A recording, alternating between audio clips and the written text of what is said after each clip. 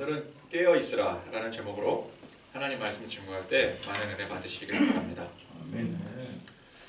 제가 어렸을 때부터 전도사 첫 사역지로 부임받을 때까지 다녔던 모교회에서는 그 당시 이제 제가 어렸을 때 또 청년기까지 보내면서 그 당시 연로하신 목사님께서 설교를 하시면은 항상 설교 이 성경 본문이 요한계시록이었던 기억이 뚜렷하게 남아 있습니다.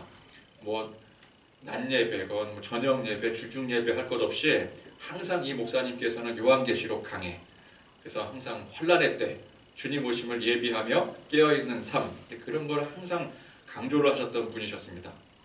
그때는 그런 설교를 듣는 게 너무나도 짜증이 날 지경이었습니다. 심심치 않게 들려오던 교회 집사님들의 푸념도 별반 다르지 않았었습니다.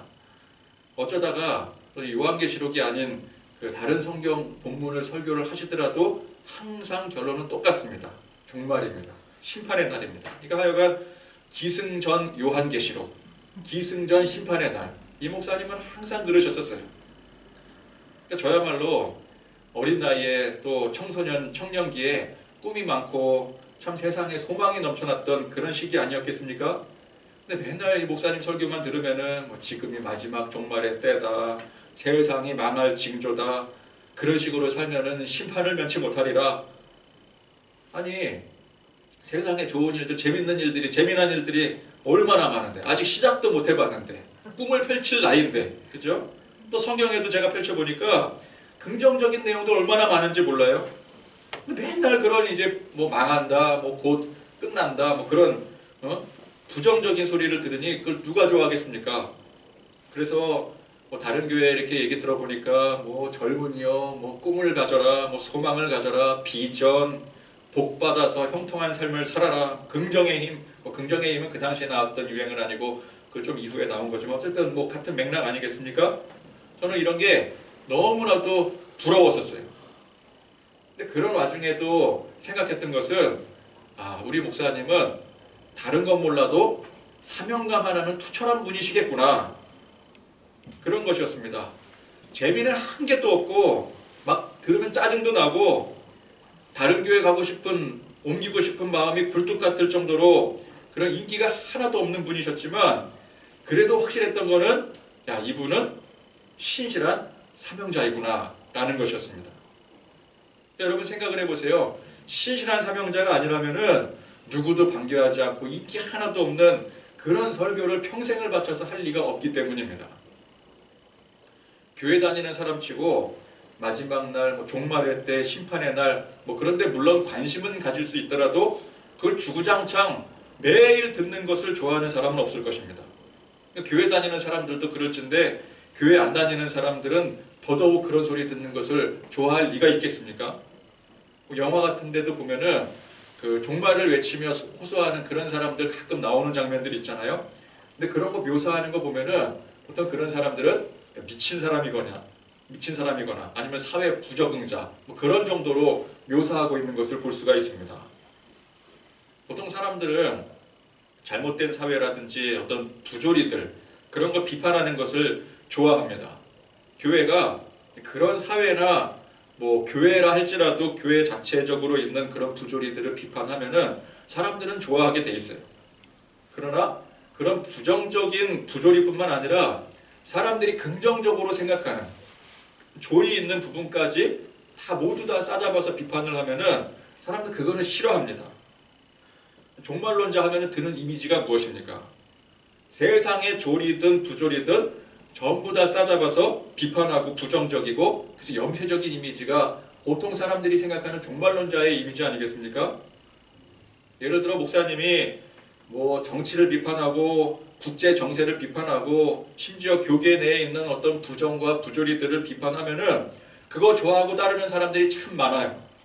그게 인기의 비결이기도 합니다. 그러나 제가 말씀드렸던 그 모교회 목사님처럼 세상 전부를 그냥 근본적으로 비판을 하면은 그걸 좋아하는 사람이 제가 있는가 보니까 하나도 없더라고요. 그래서 교회 부흥이 안 되었습니다. 여러분, 교회가 부흥하려면은 그런 주장을 하면 안 됩니다. 가뜩이나 사람들 사는 게 힘든데, 요즘 같은 코로나 시국에 더 사람 살기가 힘들어졌는데 용기를 좀 북돋아주고 희망을 주고 긍정을 심어주는 설교를 해야 사람들이 좋아합니다. 현실성이 좀 없더라도 대부분의 사람들은 이 종교를 통해서 현실성을 찾는 게 아닙니다. 현실성을 찾고 종교를 찾는 게 아니에요. 로또를 이제 사서 긁는 사람들이 있지 않겠습니까? 매주마다 그냥 사는 것 같아요. 습관적으로 사는 것 같아요. 근데 그렇게 이제 복권이라든지 그런 거 매주마다 습관적으로 사서 긁으시는 분들이 현실적으로 거기에 당첨이 될 확신에 사서 긁는 게 아니라 안 될 거 뻔히 알면서도, 지금까지 안 됐잖아요. 그죠? 지금까지 안 됐으면 오늘도 안 되고 내일도 안 되는 거 뻔한 일 아니겠습니까? 그거 뻔히 알면서도 그래도 혹시나 하는 희망, 그냥 그런 희망을 갖고 산다는 그 자체에 의미를 두고 그걸 사는 거예요. 종교를 여기에다 비유하면 좀 어떻게 들릴지 모르겠지만 비슷하다고 생각을 합니다. 종교 생활을 열심히 하면은 반드시 잘 될 거라는 확신을 가지고, 정말 잘 될 거라고 하는 확신을 가지고 하는 게 아니라 보통 사람들이 그냥 그런 희망을 갖는다는 그 자체에 의미를 두고 종교 생활을 하더라는 거예요. 많은 사람들이. 누구나 다 똑같이 그러는 것은 아니지만 사실 이게 보편적인 종교성이라는 것입니다. 그래서 이 종교성의 측면에서 성공을 거두려면은 사람들의 어떤 그런 인식들을 잘 헤아려서 그 원하는 것들을 제공해 주면 되는 거예요. 예를 들어 덕담 같은 거 들을 때 이제 설날이라든지 새해 첫날이라든지 덕담 같은 거 듣지 않겠습니까? 근데 그거 듣는다고 그대로 되는 거 아님을 잘 알면서도 그냥 들으면 기분이 좋아지는 거예요. 그죠? 이제 기분이 좋아지는 거죠. 그런 것처럼 설교도 그런 식으로 하기를 원하고 그런 식으로 듣기를 원한다라는 거예요. 많은 대중들이. 또 마침 성경에는 그런 방향으로 인용할 만한 말씀들이 많이 있습니다. 아브라함 이야기라든지 욥의 이야기라든지 다윗의 이야기, 이런 이야기들은 세상에서 비록 한때 고난당하고 힘들지라도 나중에 반드시 성공하고 크게 된다라고 하는, 부를 이루게 되고 명예를 이루게 된다라고 하는, 문제들이 다 풀리게 된다라고 하는, 그 사람들이 좋아하고 환호할 만한 매력적인 구성 요소들을 갖추고 있는 이야기들입니다. 그러니 교회에서 사람들이 원하는 그런 이야기들을 실컷 하고 나서는 이게 바로 성경의 말씀이다라고 확신 있게 주장할 수가 있는 거예요. 아브라함을 보라, 욥을 보라, 그럴 수가 있는 것이죠. 그래서 여러분, 교회를 다니는데 그냥 세상살이 힘든 거, 내가 너무 살기가 힘든데 교회나 어디나 종교 생활을 통해서 좀 위로를 받고 용기를 얻는 게 그게 주 목적이라고 한다면은 그런 긍정적인 설교를 듣는 게 좋아요. 굳이 부정적인 이야기, 세상 망한다, 종말 온다, 그런 얘기 듣고 더 속상할 필요가 없는 거예요. 내 마음에 위로를 얻겠다고 교회를 다닌다라고 한다면. 그러나 내가 교회를 다니는 것이 내 삶의 일부로서의 종교 생활이 아닌 정말 이 성경 말씀 속에서 참 진리를 찾기를 원하고 내 영혼 구원에 관심이 있어서, 이 구원에 대한 관심이 있어서 교회를 다닌다라고 한다면 그런 긍정적인 설교만 들으면 안 되는 거예요. 그걸 듣지 말라가 아니라 그것만 골라서 들으면 안 된다라는 것입니다. 성경에서 내가 원하는 유익만 찾겠다라고 한다면 상관이 없겠지만 이 성경 안에서 참 진리를 찾으려고 한다면 일단 심각하게 고민을 해봐야 되는 것입니다. 자, 성경에는 아브라함 이야기도 있고 욥의 이야기도 있고 다윗의 이야기도 있고, 근데 이런 이야기들처럼 사람들이 좋아하고 환영할 만한 매력적인 이야기도 있지만 예수님의 말씀처럼 온통 절망적이고 부정적이어서 사람들이 싫어하고 배척할 만한 전혀 매력적이지 않은 이야기들도 있는 것입니다. 그러니까 내가 원하는 유익만 찾겠다라고 한다면 예수님 말씀 같은 건 빼버리면 되는 거예요. 그러니까 안 읽으면 되는 거예요. 안 들으면 그만인 거예요. 그러나 내가 원하는 유익이 아닌 정말 이 말씀을 진리로 알고 이 안에서 참 진리를 찾는다라고 한다면 예수님의 이 말씀을 어떻게 제해버릴 수가 있겠습니까? 그래서 고민이 되어야 되는 거예요. 매력적인 이야기가 있고 매력적이지 못한 이야기가 이 동시에 성경 안에 들어있는데 이걸 어떻게 받아들여야 되는가? 이게 고민이 되어야 되는 거죠. 그럼 하나는 가짜고 하나는 진짜인가? 아니면 둘 다 진짜인가? 아니면 둘 다 가짜인가? 이게 고민이 될 수밖에 없는 거예요. 그래서 이 성경 말씀을 듣기 좋은 매력적인 이야기 혹은 듣기 싫은 매력적이지 못한 이야기로 구분을 하면 안 되는 것입니다.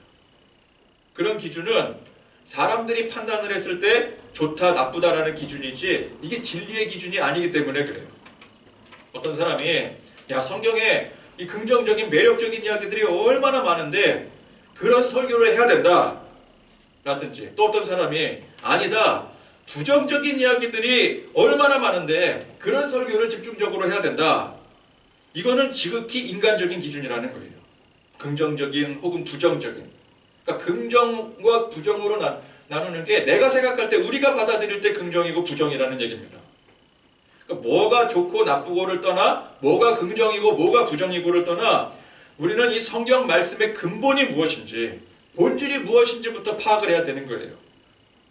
하나님이 어떤 분이신지 또 우리가 어떤 존재인지 그런 우리가 살고 하나님께서 바라보시는 이 세상이 어떤 본질을 갖고 있는지 이것부터 우리가 말씀 안에서 제대로 파악을 해야 되는 것입니다. 창세기부터 요한계시록까지 이 성경 말씀이 강조하고 있는 근본은 전지전능하신 하나님께서 창조하신 세계가 죄로 말미암아 완전히 더럽고 시커멓게 오염되어 버렸다는 것입니다. 그건 우리 인간도 마찬가지입니다.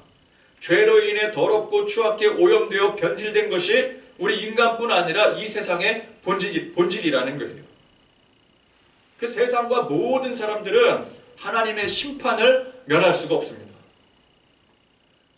이게 성경이 창세기부터 요한계시록까지 강조하고 있는 세상의 본질이에요.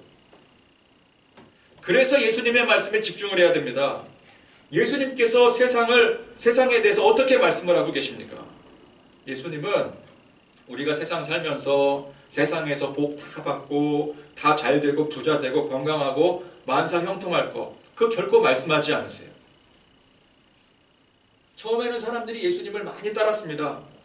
예수님의 행적을 보니까 병자들을 고치시고 또 그 외에 많은 그러니까 우리가 생각할 때 유익이 될 만한 그런 기적들을 베푸시니 그래서 이제 그런 예수님의 그런 행동들을 보고 사람들이 소망을 걸게 되죠. 야, 저분 따라다니면 뭔가 얻을 수 있겠구나. 큰 유익을 얻을 수 있겠구나. 소망을 얻을 수 있었어요. 근데 이게 무슨 소망인가요? 세상 현실에 대한 소망인 것입니다. 힘든 현실에 대한 보상 심리로서 예수님을 추정한 거예요.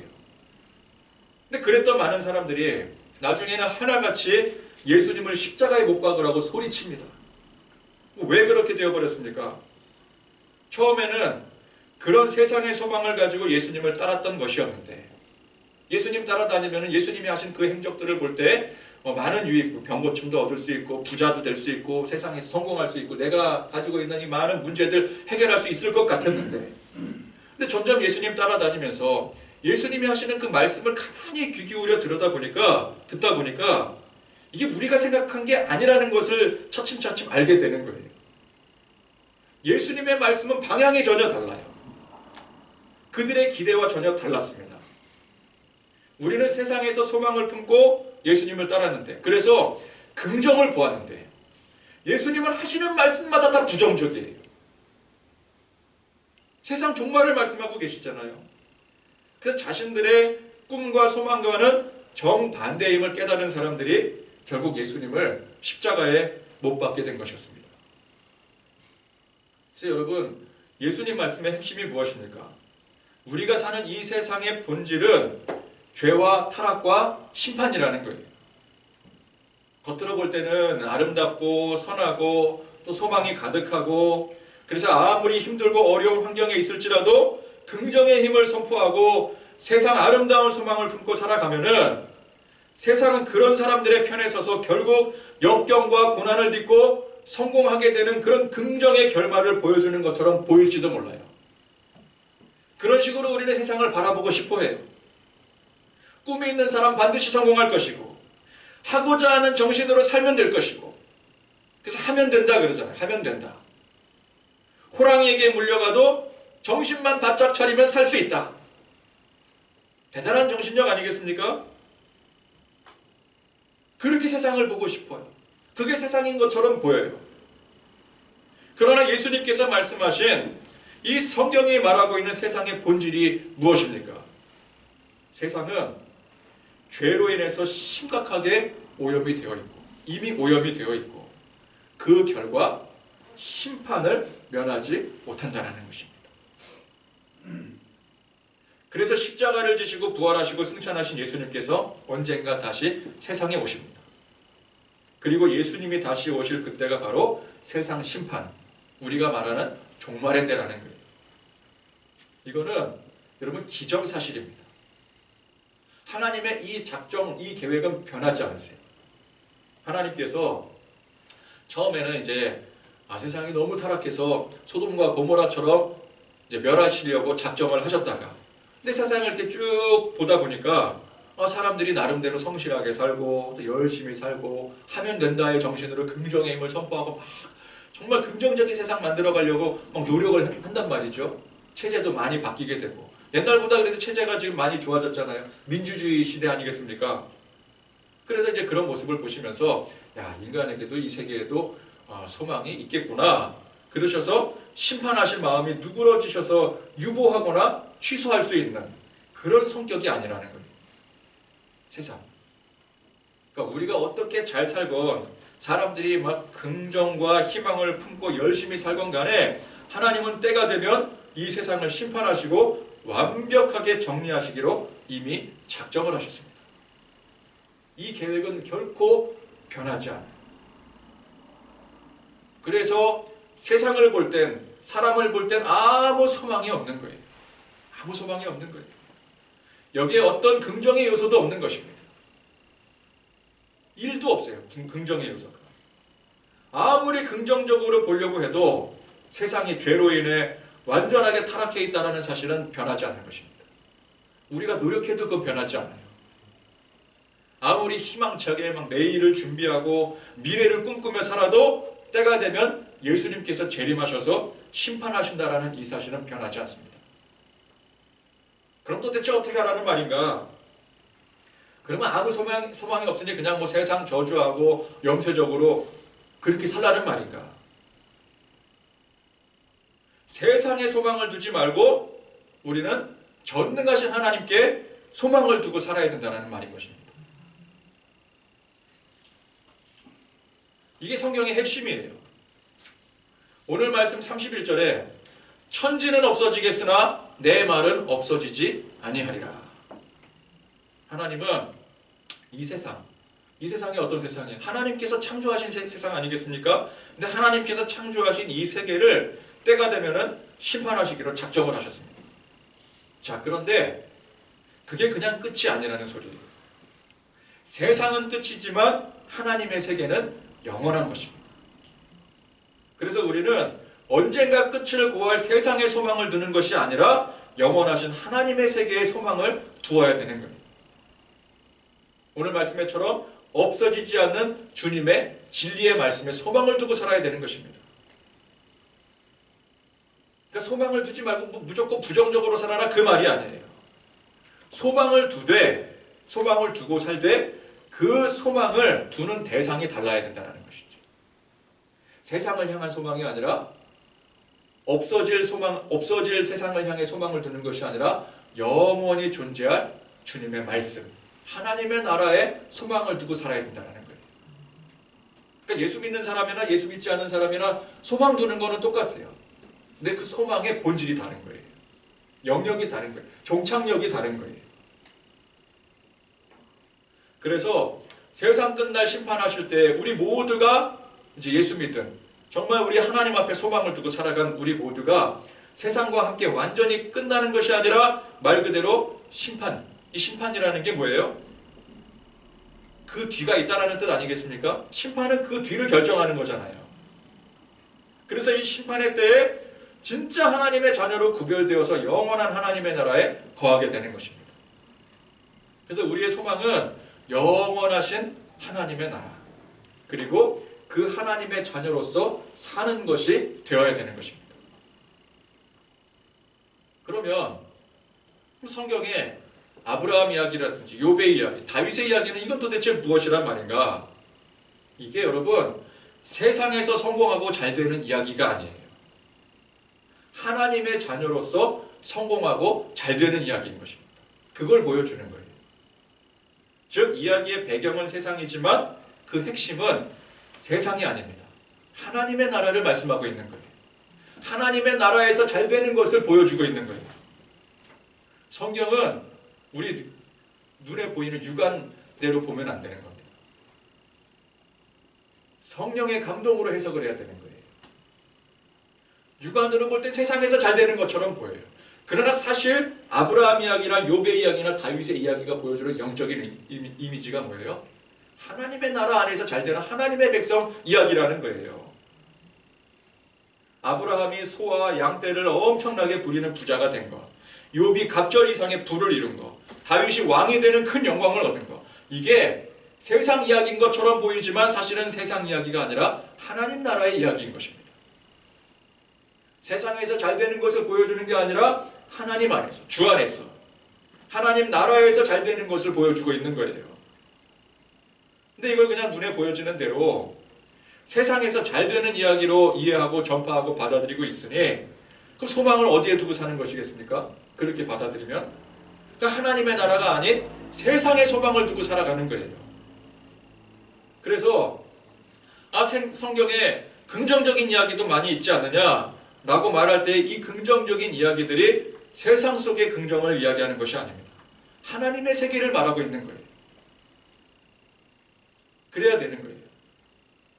물론 이 하나님의 세계는 지금 우리가 사는 이 세상도 포함되는 것이기 때문에 우리가 세상 살면서 하나님께서 우리를 지켜 보호해 주시는 것도 하나님의 세계에 포함이 되는 것입니다. 그러나 그것이 착각하지 말아야 될 것이 세상에서 잘 먹고 잘 살고 잘 되는 것을 말하는 게 아니에요. 죄로 오염되어 완전히 타락해버린 세상 속에 우리가 살아가고 있지만 그 가운데 하나님의 나라 안에 사는 백성들의 형통을 말하는 것입니다. 구별됨을 말하는 거예요.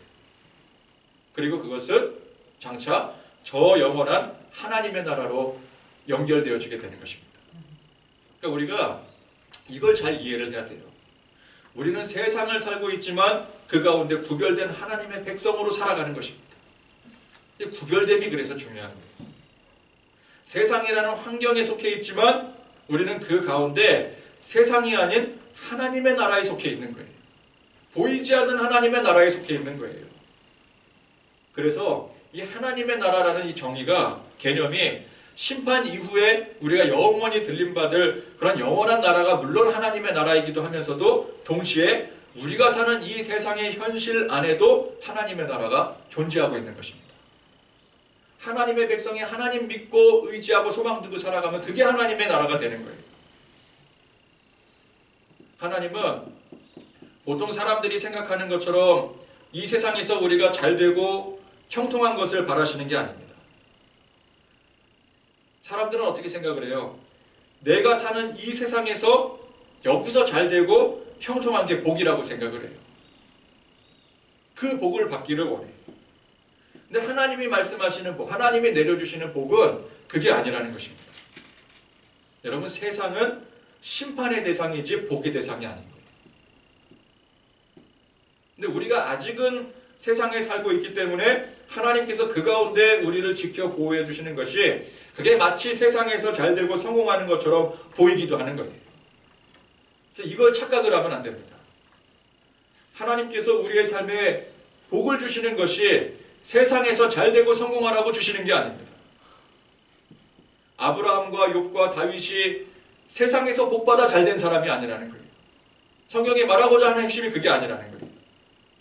하나님의 백성 되고 예수 그리스도를 믿어 성도된 것이 그것이 진짜 복인 것입니다. 물론 구약시대에는 예수님이 등장하지 않았기 때문에 하나님을 믿고 하나님의 백성 된 것이 복이라는 것을 보여주고 있는 거예요. 아브라함과 욥 같은 사람만 복받은 사람이 아니라 엘리야나 예레미야, 바울 같은 사람들도 똑같이 하나님 앞에 복받은 사람들입니다. 그런데 가만 보니까 누구는 세상에서 잘 됐고 누구는 세상에서 고난당했어요. 죽을 때까지. 그게 기준이 아니라는 거예요. 세상에서 잘 되건 못 되건 중요한 건 뭐예요? 하나님의 자녀된 그 자체가 그게 복이라는 것입니다. 그게 성경이 말하는 복이에요.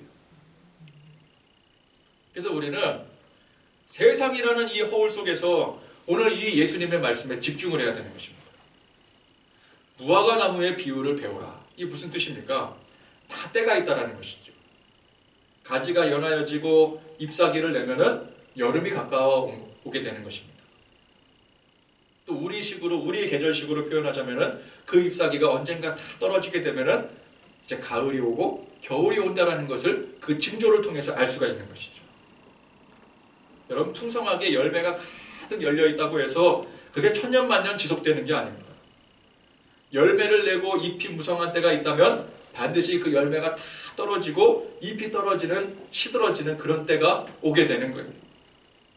그러면 우리는 그 현상만 바라보고 즐기는 게 아니라 그 때를 알아야 되는 것입니다. 이와 마찬가지로 세상에는 반드시 때가 있습니다. 그래서 예수님께서 말씀하신 바로 이 종말의 때를 우리가 항상 기억을 해야 되는 거예요. 그러면 그 징조의 그 때가 바로 예수님께서 재림하시고 세상을 심판하실 때가 되었다는 뜻이 아니겠습니까? 그래서 우리는 항상 그 날을 예비를 해야 됩니다. 그 때를 보고 때를 파악할 줄 알고 그 날을 항상 예비를 해야 돼요. 그 때가 반드시 온다라는 사실을 명확히 아는 사람만이 그 날을 준비할 수 있는 것입니다. 세상이 좋아 세상의 뜻을 두고 소망을 두고 사는 사람은 결코 그 날을 준비할 수가 없어요. 마지막 절에 깨어 있으라. 내가 너희에게 하는 이 말은 모든 사람에게 하는 말이니라. 자, 이 말씀은 예수님 말씀대로 누구에게나 해당되는 말씀이라는 것입니다. 누구에게나 해당되는 말씀이에요. 모든 사람들에게 해당되는 말씀이에요. 제가 앞서 말씀드린 주장창 종말을 외치는 그런 목사님에게만 해당되는 말씀이 아니에요. 나는 그런데 해당되지 않으니 뭐 그런 거 듣기도 싫고 나는 내 귀에 듣기 좋은 말씀만 찾아다닌다 하는 사람에게도 똑같이 해당되는 말씀입니다. 자, 세상에 종말이 있다느니 뭐 그딴 한심한 소리나 짓거리지 말고 그럴만할 바에 나가서 돈 한 푼 더 벌어라 하는 사람에게도 똑같이 해당되는 말씀이에요. 결국 이게 무서운 결과를 초래하게 될 것입니다. 나는 그런 설교에 관심도 없고 듣기도 싫고 그래서 긍정의 힘, 세상의 소망을 이야기하는 그런 달콤함에 빠져 있다가 주님이 갑자기 오셔서 심판대에 서게 될 때 또는 세상 종말이랑 나랑은 아무런 상관이 없고 관심도 없고 그저 나는 내게 주어진 세상의 삶에 충실히 살다가 가면 그만이다 라고 생각했던 사람이었는데 주님이 오셔서 심판대에 서게 될 때 여기에 그 어떤 정상 참작이라든지 예외사항 같은 거는 있을 수가 없는 거예요. 그냥 그 심판에 임하게 되는 거예요. 이건 빼도 박도 못하는 거예요. 예수님의 말씀이 지금 뭐 계속 이게 성경에 보면은 붉은색 비슷하게 이렇게 칠해져 있는 게 예수님 말씀 아니겠습니까? 근데 예수님 말씀들이 지금 13장 전체가 다 종말에 관한 말씀이잖아요. 그리고 13장 전체뿐만 아니라 예수님께서 하신 말씀 대부분들이 이런 류의 말씀들 아니겠습니까? 근데 저도 벌써 지금 뭐 한 3주째 이어지고 있는 것 같은데 당시 제자들도 이 말씀 듣기가 참 싫었을 거예요. 그죠? 누가 듣기 좋아하겠어요? 이런 말씀 들으려고 쫓아다닌 게 아니었는데 근데 자꾸 예수님은 이런 말씀을 하시네요. 이게 듣기 싫은 말씀입니다. 벌써 지금 3주째 계속되니까 여러분 표정이 말해주고 있잖아요. 아주 그만 좀 하시지. 근데 그런 것처럼 교회도 이런 종류의 말씀을 듣고 싶어 하지 않고 그래서 전하는 게 참 꺼려지는 게 현실이에요. 이게 사실은 부흥의 찬물을 끼얹는 겁니다. 제가 앞서 말씀드린 바와 같이 교회 부흥하려면 이런 걸 피해야 돼요. 근데 진리는 외로운 것입니다. 광야에 외치는 소리입니다. 그럼에도 중요한 게 무엇입니까? 진리는 변하지 않는다는 사실이에요. 우리가 추구하는 방향으로 진리가 따라가는 것이 아닙니다. 진리는 진리대로 가는 거예요. 아무도 그 진리에 동의하지 않겠다고 다 진리를 등지고 서도 그 진리가 그러면 나도 사람들 편에 서야지 그러고 따라가는 게 아니에요. 진리는 그냥 홀로 외롭게 서 있는 거예요. 그리고 어떻게 돼요? 그 진리대로 되는 거예요. 사람들 원하는 소망대로 되는 게 아니에요. 그 진리가 이 성경 말씀에 있는데 진리를 선포해야 되는 거예요. 진리를 들어야 돼. 듣기 싫어도 들어야 되는 거예요. 할 수 없어요. 이게 진리이기 때문에. 여기에 소망이 있기 때문에.